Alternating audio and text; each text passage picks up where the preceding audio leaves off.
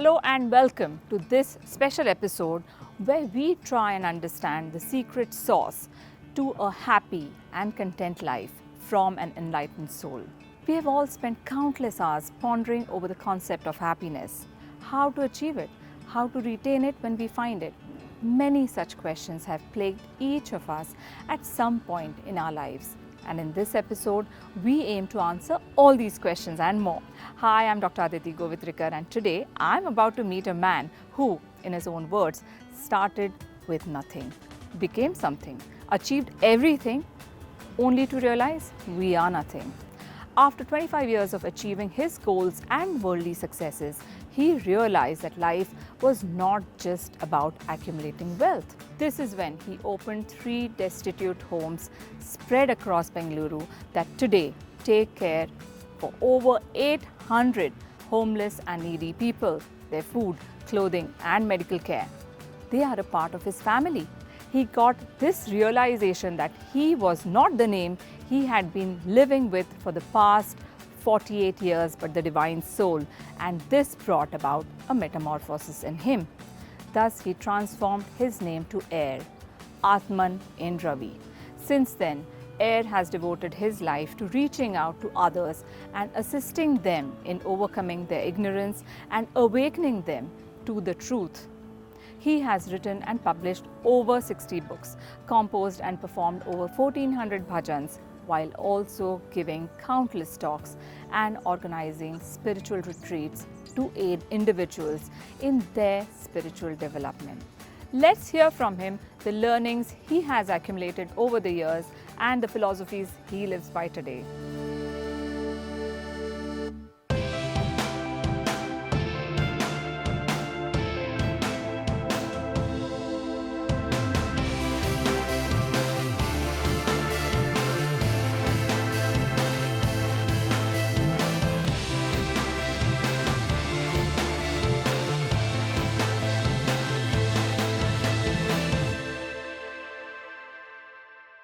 Before we try to move towards our conversation about enlightenment, AiR, tell us about your mission to help people realize the truth about life and be enlightened.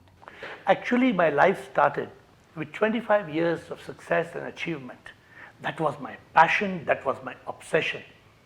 But I realized that it's not what life is all about. Life has a purpose.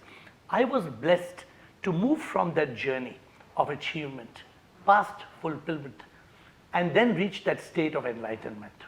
And when I reached that state of enlightenment, when I realized the truth, that became the mission of my life, to help people overcome ignorance and move on the path where they understand who they are, why they are here. That is my mission. That's truly enlightening, I must add.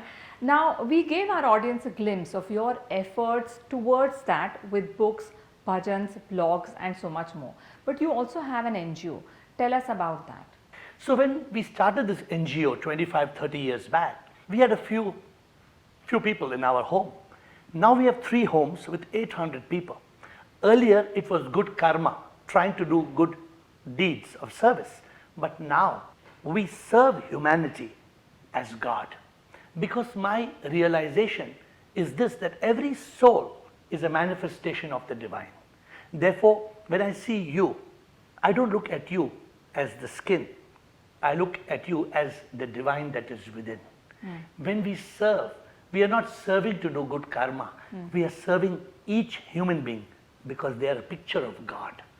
That is now the evolved way we serve and purpose of serving others. So now let's start with the questions that will help us and our audience move a little closer towards the ultimate truth of life. What is happiness and why do we postpone it? Happiness is something everybody seeks, but people don't understand the true meaning of happiness. People think happiness is pleasure, but pleasure is not happiness. Pleasure is just momentary bliss. It is ephemeral. It comes and goes. And therefore, while everybody wants happiness, they don't understand that happiness is actually in this moment. Can you be happy in a yesterday that is gone? Can you be happy in tomorrow, which is not yet born? But we're all the time thinking of how I will be happy tomorrow. How can I be with somebody who will give me happiness? How can I achieve this product, this new gadget, this new mobile phone? Yeah. No, this is not real happiness. Therefore, happiness has three peaks. First is pleasure that comes from achievement. Second is peace that comes from fulfillment. But the third is when you achieve the ultimate purpose of life. Then you are liberated from all suffering and you reach that state of ananda, that state of eternal bliss and peace. Satchidananda. Satchidananda, that state of ananda which is in the consciousness of satya or truth. Absolutely. Now, I've also read your few books, and SIP is something that you mentioned. Now, in the real world, SIP stands for, everybody knows, Systemic Investment Planning. You have given a different meaning to it. Let's talk about this, because that's a concept that really got my thinking juices flowing. Let's talk about SIP. You know, Aditi, when the moment we talk of God, if I tell you God, in your mind, you would have Ganesha, Shiva, Krishna, Hanuman. A Christian will say Jesus Christ. So God becomes the personal God. But we all know that God is one power. In my realization, self-realization that led to God realization, I realized God is SIP, SIP. And what is SIP? SIP is Supreme Immortal Power. You may believe in any God. That God is a SIP. That God is the Supreme Immortal Power. So we must all move from God to SIP. We may continue praying to a God with name and form, but we must realize God is not somebody who's made of bone and skin. God is the power that lives within. Yeah. So would you equate God to consciousness or super consciousness? Because there's always a discussion about that between the agnostics or idol worship, or a photograph or frame of God. How do you equate that? Actually, it's very simple. God defined is God denied. The word God is beyond comprehension. Because if you say who made God, you say super God. And then who made that super God? And super God. And then who made super? No. So God is a point of beginningless and endless, causeless power. Now, the power of God is in you as the soul. S-O-U-L means spark of unique life. That soul creates consciousness. In that consciousness, there is awareness, there are thoughts, there's action. Yeah. But somehow, because of the mind, because of ignorance, and also because of religion, it's unfortunate that religion is supposed to make us realize God. But as long as we don't evolve from religion to spirituality, we will never realize God. Now, coming to my next question, there's so much pain and agony. You mentioned SIP, and that SIP is present in each and every one of us. Why then there is pain and agony, and how to overcome it? Suffering is essentially caused by karma. But what is the suffering? We experience a triple suffering. Pain of the body, misery of the mind, and agony of the ego. Now, pain of the body, we all will fall as we grow tall. As kids, we hurt ourselves. But the problem is not in physical pain. Problem is in the misery of the mind. How to overcome fear, worry, stress, anxiety. How often we hear people going through a depression. Now that is caused by the mind. As long as in thought you are caught, you are going to suffer. And the agony of the ego. The ego causes anger, hate, revenge, and jealousy, to name a few. Yes. When we realize we are SIP, we know we are not this body, we are not the mind, and this ego is a false identity. Therefore, when there is God realization, there is not only liberation from rebirth, but we are liberated from this triple suffering on earth. Absolutely. Now, in today, they say it's Kali Yuga, and success plays a very big role. As we are growing up, we are told that, a certain amount of money in your account means you're successful, or if you are feared or, so to say powerful, then you're successful. What, according to you, is real success? Actually, we have completely misunderstood the meaning of success. Now, success for me is different from success for you. To a politician, he wants to be prime minister or president. To a corporate leader, he wants to be on the Forbes list of being the richest in the world. To a teacher, it's success of the students. To an artist, it's a painting. But remember one thing, The objective of success is actually not success, is actually happiness. In fact, happiness is success. It is unfortunate we don't realize that all people with money are not happy, but all people who are happy are wealthy. Absolutely, 100%. I agree with you. Given that there is divinity in all of us, there is still so much hatred, hurt, and negativity in the world. Why is that, and how can we change that? Have you ever taken your hand and slapped yourself? The right hand never hits the left hand because the right hand knows this is me and this is me. But as long as we don't realize we are not this body that we wear, we are the ones that wear the body. We are the divine soul. I think I'm different from you. And the moment I think I'm different from you, then there is hate, there is revenge, there is jealousy. But what is the truth? The truth is I'm not this body. When I was born, was this body there? There was no body. I was conceived. Yeah. Then the body was formed in the womb of my mother. Yeah. When we get this realization known as enlightenment, that I am not this body, when we go in search of the mind and we find that there is no mind, then we wonder, what is this ego? What is me and you? This is self-realization, that I am a spark of unique life, a soul, you are a soul, you are a spark of unique life, and in reality, we are not separate, we are one. The moment we are one, then there's no hate, there's no anger, there's no revenge, there's no jealousy. In fact, there could be world peace. The realizations that I am a different person. How does one start the journey towards this realization? So it's very simple. We have too many political leaders, religious leaders. We don't have spiritual mentors. We are not realizing the truth. See, we are teaching our children to be successful. Then how will children ever realize the truth? Yeah. So whatever you've been taught, you will teach your kids, I teach my kids. We need what is known as enlightenment. We are enveloped in darkness of ignorance. This ignorance has to be overcome. That's why I said if we have good spiritual masters who can help us realize the truth about life, then we'll have no ignorance. If there is no ignorance, there is no hate, revenge, jealousy, there is no fear, worry. All these negative, toxic emotions, thoughts will disappear from our life. Right.